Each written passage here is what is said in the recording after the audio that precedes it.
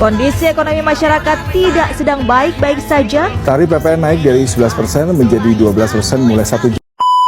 Halo Sobat Ekonomi, selamat datang di video pembelajaran ekonomi. Dalam video ini kita akan mempelajari konsep pertumbuhan dan pembangunan ekonomi, teori-teorinya, serta bagaimana negara berkembang menghadapi tantangan pembangunan. Sebelum itu, ada yang tahu nggak sih apa itu pertumbuhan dan pembangunan ekonomi? Mari kita bahas. Pertumbuhan ekonomi adalah peningkatan nilai dan jumlah produksi barang serta jasa yang dihitung suatu negara pada suatu kurun waktu tertentu berdasarkan kepada beberapa indikator. Misalnya saja, naiknya pendapatan nasional, pendapatan per kapita, jumlah energi kerja yang lebih besar berasal dari jumlah pengangguran, serta berkurangnya taraf kemiskinan. Selanjutnya, yaitu pembangunan ekonomi adalah proses yang berkelanjutan dan mencakup banyak aspek, termasuk sektor pendidikan, kesehatan, dan infrastruktur. Tujuan utamanya tentu memperbaiki taraf hidup masyarakat, bukan sekedar menaikkan angka produk domestik bruto atau PDB. Selanjutnya yaitu kita akan bahas mengenai teori-teori pertumbuhan ekonomi. Yang pertama yaitu teori klasik. Adam Smith menekankan pertumbuhan didorong jumlah penduduk dan spesialisasi. David Ricardo dan Malthus menyoroti dampak negatif pertumbuhan penduduk berlebihan. Yang kedua yaitu teori neoklasik. Harold Domar menekankan pembentukan modal Schumpeter pada inovasi dan kewirausahaan, Solow pada faktor tabungan dan teknologi. Yang ketiga yaitu teori historis. Misalnya, Rostow mengkategorikan tahapan pertumbuhan negara ke dalam 5 tahap tradisional sampai konsumsi massal.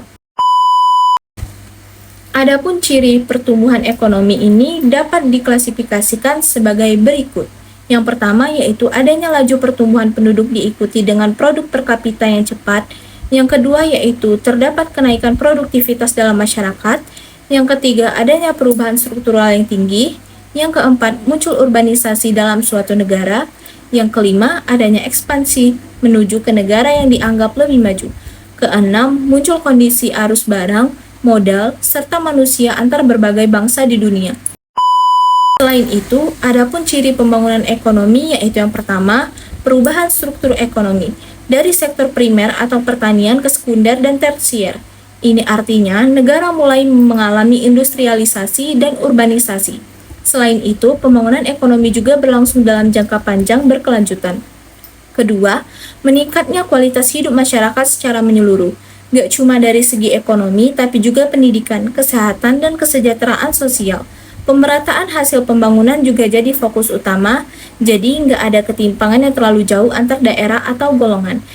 Yang ketiga, perbaikan infrastruktur secara luas, mulai dari jalan, jembatan, hingga fasilitas kesehatan dan pendidikan. Semua itu dibangun untuk menunjang kegiatan ekonomi yang lebih produktif. Nah, pembangunan infrastruktur ini juga membuka lapangan kerja baru, guys.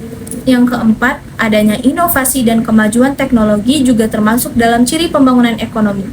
Negara yang berkembang secara ekonomi biasanya punya industri yang makin efisien dan berbasis teknologi. Ini tentu saja mempercepat pertumbuhan produktivitas nasional, makanya penting banget buat investasi di bidang riset dan pengembangan. Yang kelima, partisipasi masyarakat yang aktif dalam pengembangan juga jadi ciri penting. Pemerintah dan rakyat harus bekerja sama demi mencapai tujuan bersama. Kalau masyarakat dilibatkan dalam proses pembangunan, hasilnya bakal lebih tepat sasaran. Selanjutnya, apa saja faktor penentu pertumbuhan dan pembangunan ekonomi? Yang pertama yaitu faktor SDM. SDM menjadi faktor yang sangat penting terhadap tinggi rendahnya pertumbuhan ekonomi maupun pembangunan ekonomi. Hal ini karena dalam suatu proses produksi, peran sumber daya manusia sangat vital, yaitu sebagai tenaga kerja dan sekaligus sebagai pengusaha yang bertugas mengkombinasikan beberapa faktor produksi dalam kegiatan menghasilkan barang maupun jasa. Yang kedua yaitu faktor SDA. SDA disebut juga sebagai sumber daya alam, menjadi salah satu faktor yang dapat mempengaruhi kenaikan maupun penurunan pertumbuhan ekonomi dan pembangunan ekonomi. Yang ketiga, faktor perkembangan teknologi. Teknologi merupakan salah satu faktor penentu kenaikan atau penurunan pertumbuhan ekonomi maupun pembangunan ekonomi. Hal ini karena dengan penguasaan teknologi yang baik, maka akan memudahkan suatu negara dalam mengolah sumber daya alam yang dimiliki negara tersebut. sehingga dapat mencapai tingkat pertumbuhan dan pembangunan ekonomi yang tinggi. Yang keempat, faktor ketersediaan modal. Apabila suatu negara ingin meningkatkan pertumbuhan ekonomi maupun pembangunan ekonomi, maka modal sangat diperlukan, baik modal berupa barang maupun modal berupa uang. Dalam negara berkembang, pada umumnya mempunyai ketersediaan modal yang relatif rendah. Tingkat pembentukan modal yang rendah disebabkan kemampuan menabung yang masih rendah. Dengan adanya faktor penentu, tentunya akan ada juga tujuan kebijakan pembangunan ekonomi.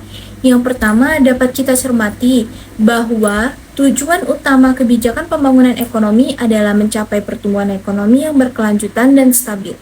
Pertumbuhan ekonomi yang tinggi merupakan landasan untuk peningkatan pendapatan per kapita, pembangunan infrastruktur, dan peningkatan kualitas hidup masyarakat.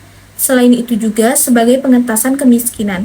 Kebijakan pembangunan ekonomi juga bertujuan untuk mengurangi tingkat kemiskinan dengan menciptakan lapangan kerja, meningkatkan akses ke pendidikan dan layanan kesehatan, serta memberdayakan kelompok masyarakat yang rentan secara ekonomi.